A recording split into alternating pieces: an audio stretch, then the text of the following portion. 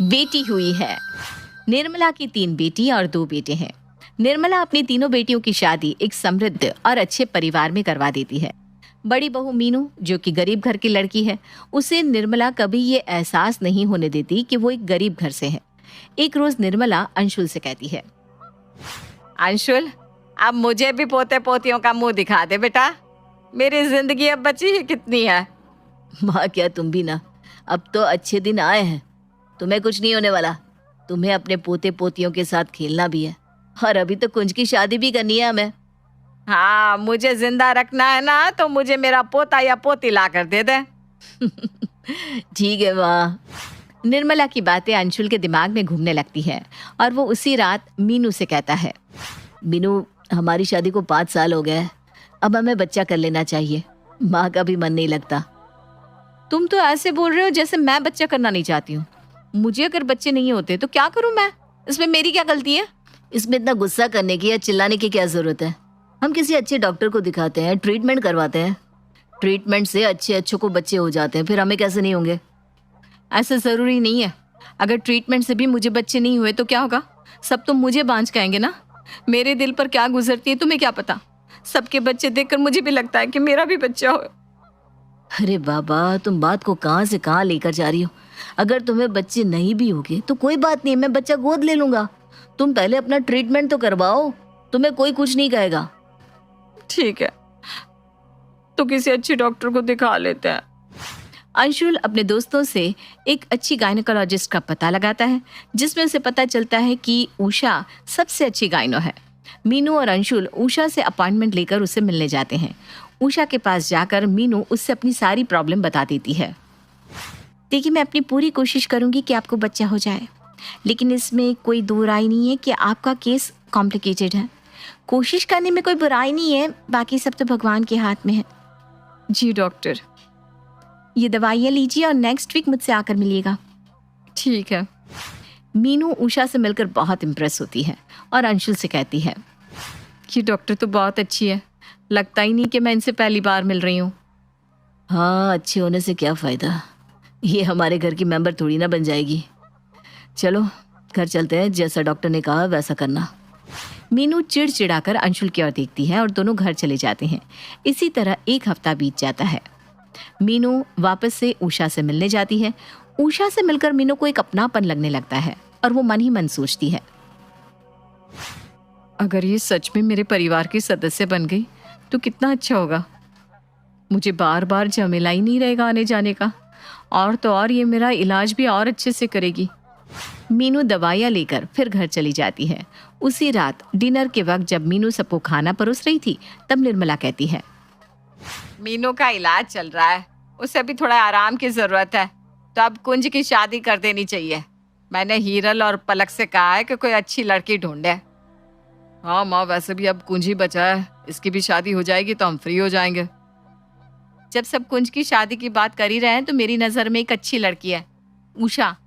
अरे उषा डॉक्टर, जो मेरा ट्रीटमेंट कर रही है। क्या तुम ठीक तो हो ना? कोई दौरा तो नहीं पड़ गया? अरे वो इतनी बड़ी डॉक्टर और हमारे घर में शादी करके आएगी। अरे तो मेरे देवर में कौन सी कमी है? कुंज भी तो सीए है, इतना स्मार्ट है, एक बार बात करने में क्या बुराई है? उषा डॉक्टर से बात करके तो देखिए। बाहु ठीक कह रही है, तुम मुझे उषा की फोटो तो दिखाओ। अरे सबके सब ना पागल हो गए हो। मीनू उषा की तस्वीर निर्मला को दिखाती है। उषा की तस्वीर देखकर कुंज कहता है, भाभी आप इसी से दिखवा रही हो? ये तो मेरी क्लाइंट है, मैं ही इसके सारे डॉक्यूमेंट्स देखता हूँ। लो देख लो, खुदा पहाड़ और निकली चुहिया। अब नहीं बोलोगी तुम? कुंज पहले से ही जानता है उषा को। मुझसे कुछ मत कहो, तुम लोग देख लो। ठीक है, मैं खुद उषा से बात कर लूंगी। मीनू के मन में अलग सा चाव छा जाता है और वो अगले दिन उषा से मिलने चली जाती है। डॉक्टर, आज मैं किसी और काम से आई हूँ।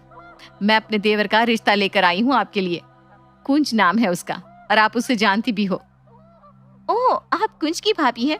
मैं उन्हें जानती हूँ, बहुत अच्छे इंसान हैं। तो क्या आप उससे शादी करेंगी? उषा शर्मा जाती है। मुझे कोई ऐतराज नहीं है, आप एक बार कुंज से तो पूछ लीजिए। और इस तरह उषा और अंशुल की शादी धूमधाम से हो जाती है। अब मीनू की डॉक्टर उसकी देवरानी बन जाती है। उषा मीनू के इलाज में कोई कमी नहीं रखती। इसी तरह दिन बीतने लगते हैं और उषा को पता चलता है कि वो प्रेग्नेंट है। उषा कुंज से कहती है, कुंज, मैं माँ बनने वाली हूँ। क्या खबर सुनाई उषा तुमने? मन ही खुश हो गया। भाभी कब से इस दिन का इंतजार कर रही थी। तुम कुछ करो ना ताकि भाभी भी मां बन पाए। कुंज, मैं अपनी पूरी कोशिश कर रही हूँ, लेकिन उनकी ट्रीटमेंट में लंबा वक्त लगेगा। उनका केस थोड़ा कॉम्प्लिकेटेड है। पूरे घर को इस खुशखबरी के बारे में पता चल जाता है और सब बहुत खुश होते हैं सिवाय मीनू के। मीनू अपने मन में सोचती है, कब जाकर मेरी झोली भरेगी। कल की आई उषा भी अब तो माँ बनने वाली है। अब इस घर में सब उषा को ही पूछेंगे, मेरी तो किसी को कोई कदर ही नहीं होगी। मीनू का चेहरा लटक जाता है। मीनू को देखकर उषा कहती है, भाभी, आप अपना मन छोटा मत कीजिए। मेरा बच्चा भी तो आप ही का है। मैं आपको वचन देती हूँ, मुझे जो भी होगा, चाहे बेटा या बेटी, मैं आपकी गोद में डाल दूंगी। मीनू की आंखें छलक जाती है। उषा, तुम बहुत अच्छी हो। तुम में ना मुझे एक बहन नजर आती है। आज तुमने मेरे लिए जो किया है वो मेरी अपनी सगी बहन भी नहीं करती। ऐसा मत कहो भाभी, बच्चा आपकी गोद में रहे या मेरी गोद में, रहेगा तो इसी घर में ना। मीनू उषा की खूब सेवा करती है। उसे जब देखो कुछ न कुछ खिलाती ही रहती। उषा, देखो अब तुम्हें बाहर का कुछ भी नहीं खाना, मैदा तो बिल्कुल भी नहीं। लो, ये दूध पी लो। दूध पीने से ना बच्चा गोरा होगा। और हाँ, मुझे मेरा बच्चा गोरा ही चाहिए। निर्मला हंसने लगती है। मीनू, तू किसे समझा रही है? उषा खुद डॉक्टर है, वो सब कुछ जानती है। कोई बात नहीं मम्मी जी। दिन बीतने लगते हैं और इसी तरह 9 महीने बीत जाते हैं और उषा एक नन्ही सी गुड़िया को जन्म देती है।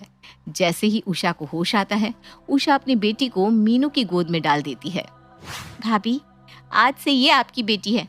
वैसे भी मैं अपना काम करूंगी या इसे संभालूंगी। आप ही रखिए मेरी गुड़िया को। कुंज उषा का इतना बड़ा दिल देखकर उषा को और भी ज्यादा प्यार करने लगता है।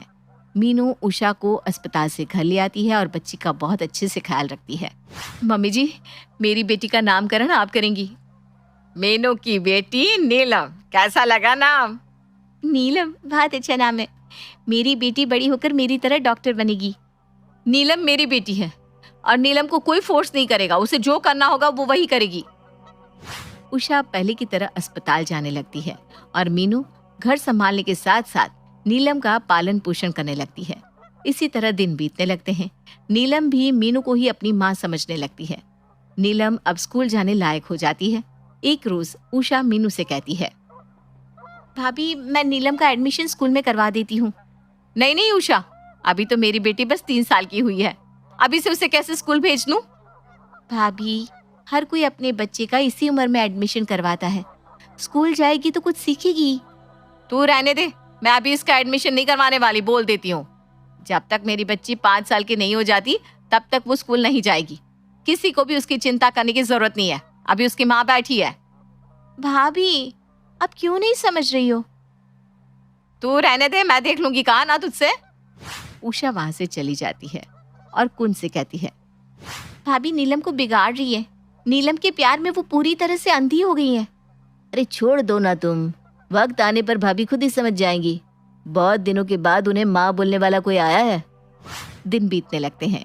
मीनू नीलम की हर छोटी बड़ी जिद को पूरा करने लगती है। एक रोज अंशुल कहता है, नीलम को तुमने कुछ ज्यादा ही बिगाड़ रखा है। 5 साल के बच्चे अपने हाथों से खाना खाते हैं, लेकिन वो तुम्हारे बिना खाती तक नहीं। बहू, अंशुल ठीक कह रहा है।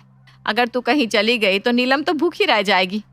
बच्चे को ऐसा बनाना चाहिए कि वो किसी भी परिस्थिति में रह जाए। मम्मी जी, मैं नीलम को छोड़कर कहीं नहीं जाने वाली। मेरी बेटी हमेशा मेरे पास ही रहेगी। एक ही बच्ची है और मैं उसके नाज नहीं उठाऊंगी तब तो बेकार है सब कुछ। अब सब मीनू को समझाना छोड़ देते हैं क्योंकि वो किसी की बात सुनती ही नहीं। नीलम अब बड़ी हो गई है, स्कूल जाने लगी है। तभी एक रोज मीनू को पता चलता है कि वो माँ बनने वाली है। मैं माँ बनने वाली हूँ। इतने दिनों की तपस्या मेरी पूरी हो गई।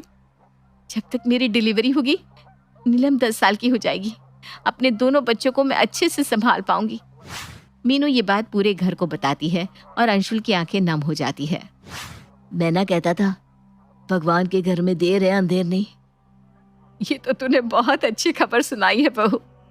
कांग्रेचुलेशंस भाभी। उषा, ये भी तेरी वजह से ही मुमकिन हो पाया है। तू ना होती तो शायद हमारी जिंदगी में कभी ऐसा दिन नहीं आ पाता। निर्मला अपने गले से सोने की चेन निकालकर उषा को पहना देती है। उषा के गले में चेन देखकर मीनू के दिल का चैन छीन जाता है। वो मन ही मन कहती है, ये चेन तो मम्मी जी को मुझे देना चाहिए था। भगवान, बस मुझे बेटा दे देना, फिर सब मेरे वश में होगा। दिन बीतने लगते हैं। उषा मीनू की देखभाल बहुत अच्छे से करती है। भाभी, आपकी डिलीवरी बस अच्छे से हो जाए और मुझे कुछ नहीं चाहिए। हाँ, मुझे पता है तू मेरा कितना भला सोचती है। मीनू के मन में उषा के लिए खार भरने लगता है। दिन बीतने लगते हैं और मीनू की डिलीवरी हो जाती है। वो एक प्यारे से बेटे को जन्म देती है। जैसे ही मीनू को अपना बेटा होता है, उसके तेवर और रवैया नीलम की तरफ बदल जाते हैं। मम्मा, छोटा बाबू आया है, मुझे भी उसे गोद में लेना है। नीलम बच्चे को छूने लगती है। तभी मीनू नीलम का हाथ झटका कर कहती है, तुम्हें मना किया था ना छूना नहीं, फिर भी समझ में नहीं आता। मेरा बेटा बीमार हो गया तो मैं क्या करूंगी? अरे बच्ची है नीलम। पहली बार मीनू के मुंह से ऐसा सुनकर सबको अजीब लगता है। नीलम रोने लगती है और उषा के गले जाकर लग जाती है। मीनू का ध्यान अब अपने बेटे में ही लगा रहता। मीनू को छुट्टी दिलाकर घर ले जाया जाता है। मीनू के स्वागत में नीलम, कुंज और अंशुल के साथ घर सजाती है। नए बच्चे के आने से घर में रौनक छा जाती है। नीलम पहले की तरह मीनू के कमरे में चली जाती है और अपनी जगह पर सोने लगती है। नीलम को सोया देखकर मीनू बहुत जोर से उस पर चिल्लाती है, नीलम, आज से तुम या तो अपनी दादी के पास या उषा के पास सोगी। नहीं, ये मेरी जगह है, मैं यहीं सोऊंगी। मुझसे सामान लड़ाती है। मेरा बाबू छोटा है, वो यहाँ सोएगा, तुम जाओ दूसरे कमरे में। मम्मा, मैं यहीं रहूंगी, बस ये मेरी जगह है। मीनू नीलम को थप्पड़ मार देती है। नीलम जोर जोर से रोने लगती है। नीलम की आवाज सुनकर सब वहां आ जाते हैं। तब अंशुल कहता है, मीनू, तुम रह रहकर पगला जाती हो क्या? अरे नीलम छोटी बच्ची है और तुम उस पर हाथ उठा रही हो। बाहू, तुम मेरी पोती पर हाथ नहीं उठा सकती। हाँ हाँ, अब सब मुझे ही सुनाओ। अब मैं क्या करूं? नीलम जिद ही इतना करती है। उसे जिद्दी तुमने ही बनाया ना। जब हम मना करते थे तब तो तुम हमारी सुनती नहीं थी। अब बच्ची पर चिल्ला कर क्या होगा? चलो नीलम, अब तुम इस कमरे में मत आना, चाची के पास सो जाओ। उषा की आंखें भर आती है। वो नीलम के सिर पर हाथ रखकर उसे फुसलाती हुई कहती है, मत रो नीलम, बाबू को भी मम्मी की जरूरत है। तुम कुछ दिनों तक मेरे पास सो जाओ। बाबू बड़ा हो जाएगा तो तुम फिर से अपनी जगह पर सो सकती हो। ठीक है चाची। नीलम उषा के पास चली जाती है। अब मीनू नीलम पर एक जरा ध्यान नहीं देती, ना कि उसकी कोई वैल्यू करती। नीलम अब गुमसुम सी रहने लगती है। उसे हर वक्त अपनी माँ की कमी महसूस होने लगती है। एक रोज नीलम के स्कूल में एनुअल फंक्शन था और टीचर कहती है, सभी बच्चे अपने पेरेंट्स को लेकर आएंगे, पेरेंट्स का आना अनिवार्य है। नीलम मन ही मन सोचती है, मेरा डांस देखने तो मेरी मम्मा जरूर आएंगी। छोटा बाबू के कारण मम्मी ऐसा बोल रही थी। नीलम खुशी खुशी घर आती है। मीनू बच्चे को सुला रही थी। नीलम मीनू का हाथ पकड़कर कहती है, मम्मा, कल मेरे स्कूल में एनुअल फंक्शन है और टीचर ने तुम्हें बुलाया है। ठीक है, तुम अपने पापा को लेकर जाना, मुझे टाइम नहीं है। ना, तुम्हें चलना होगा मम्मी। मुझे नहीं पता, आजकल तुम मेरे साथ भी नहीं बैठती, ना मेरा होमवर्क करवाती हो। इस घर में इतने लोग हैं ना, जाओ उन लोगों के साथ खेलो। उषा तुम्हारा होमवर्क करवा देगी। मैं नहीं जा सकती कल तुम्हारे साथ। यहाँ शोरगुल मत करो, बाबू सो रहा है। मीनू उठकर वहां से चली जाती है। नीलम रोती हुई निर्मला के गले लगकर कहती है, दादी, मम्मा को क्या हुआ? वो बदल गई है। रो मत मेरी बच्ची, कुछ नहीं हुआ है, वो थोड़ी बिजी है ना अभी। निर्मला को नीलम की चिंता सताने लगती है। वो अंशुल और कुंज से कहती है, नीलम के साथ जो हो रहा है वो बहुत गलत है। तुम दोनों देखते ही रहोगे या कुछ करोगे भी। ये वही भाभी है जो नीलम पर अपनी जान छिड़कती थी। समझ में नहीं आ रहा भैया, भाभी में इतना बदलाव अचानक से कैसे आ गया? मैं तो सब समझ रहा हूँ उसे क्या हुआ है। उसकी अकल मैं ठिकाने लगाता हूँ। अंशुल अंदर ही अंदर कूदता रहता है। अगले दिन नीलम का 10वां बर्थडे रहता है और वो बहुत खुश होती है कि हर बार की तरह उसका ये बर्थडे भी बहुत अच्छे से मनेगा। रात के 12 बजे उषा अपने कमरे में नीलम का बर्थडे केक कटवाती है। और सब नीलम को बर्थडे विश करते हैं सिवाय मीनू के। मीनू को याद तक नहीं होता कि आज नीलम का बर्थडे है। अगली सुबह उषा नीलम को नए कपड़े पहना देती है। नए कपड़े पहनकर नीलम भागते हुए मीना के पास जाती है। मम्मा मैं कैसी लग रही हूँ? अरे सुबह सुबह इतना तैयार होने की क्या जरूरत है? बिगाड़ दिया ना सब तुमने। जाओ जाकर कपड़े बदल लो, नहीं तो मार पड़ेगी तुम्हें। ये क्या बोल रही हो तुम मीनू? आज मेरी गुड़िया का बर्थडे है। अरे बर्थडे है तो क्या करूं मैं? सिर पर बिठा लूं क्या? अंशुल मीनू से कुछ नहीं कहता ताकि नीलम का बर्थडे स्पॉइल ना हो। अंशुल नीलम को चॉकलेट दिलवाकर स्कूल छोड़ देता है। रात में नीलम की बर्थडे पार्टी के लिए उषा और घर के सभी लोग तैयारी में लग जाते हैं। नीलम स्कूल से आएगी तो उसे सरप्राइज देंगे। कितना खुश होगी मेरी बच्ची। हाँ वैसे भी कुछ दिनों से बहुत दुखी है वो, थोड़ी खुशी तो मिले उसे। सबको इतना खुश देखकर मीनू मुंह बनाने लगती है। जैसे ही नीलम घर आती है सब उसे सरप्राइज कर देते हैं। पूरा घर सजा हुआ देखकर नीलम कहती है, अच्छा तो ये बात है, मम्मा मुझे सरप्राइज देने के लिए मेरे साथ ऐसा कर रही थी। थैंक यू सो मच मम्मा। नीलम जाकर मीनू से चिपक जाती है। मीनू झटक कर नीलम को अपने से दूर करती है। नीलम गिर जाती है और फूट फूट कर रोने लगती है। अब मेरे मम्मा नहीं हो सकती। I hate you. अब मुझसे दूर ही रहना। आज का दिन मेरा सबसे खराब दिन है। नीलम रोकर अपने कमरे में चली जाती है और अंशुल का पारा फट जाता है। तुम्हें माँ बनने का कोई हक नहीं है, वही ठीक था। तुम्हें बच्चा नहीं था, वो तो उषा ने तुम पर मेहरबानी कर कर तुम्हें अपना बच्चा दे दिया। और तुमने क्या किया?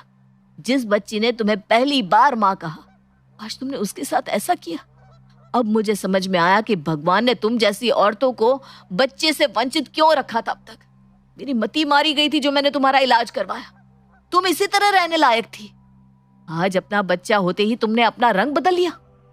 उषा अपनी बेटी को अब तुम संभालो। ये औरत क्या समझेगी माँ क्या होती है। एक माँ कभी अपने दोनों बच्चों में कोई फर्क नहीं समझती। नीलम को आज ही मैं सब कुछ सच सच बता दूंगा। अंशुल नीलम को सच बता देता है। चाची आज के बाद मैं हमेशा आपके साथ रहूंगी। भाभी आप बांझ रहने लायक ही थी। मैंने बहुत बड़ी गलती कर दी आपका ट्रीटमेंट करके। माँ बनना हर औरत का सपना होता है और आपने तो माँ बनते ही रंग बदल दिया। तुमने बहुत गलत किया बहू। तेरे बेटे को अगर पैदा होते ही उषा को दे देती मैं, तो तुझे कैसा लगता? सब मीनू को अकेला छोड़कर नीलम का बर्थडे मनाने बाहर चले जाते हैं। मीनू को अपनी गलती का एहसास होने लगता है और वो खुद को पापी समझने लगती है। जैसे ही सब रात को घर आते हैं मीनू रोकर कहती है, मैं बहुत बड़ी पापी नहीं हूँ, मेरी गलती की कोई सजा नहीं। नीलम मुझे माफ कर दे मेरी बच्ची। मीनू की हरकतों से सब उससे नफरत करने लगते हैं और उससे कोई बात नहीं करता। मीनू घर में रहती तो सबके साथ है, लेकिन सब उससे खुद से दूर रखते हैं और एक गलती की सजा उसे जिंदगी भर भुगतनी पड़ती है।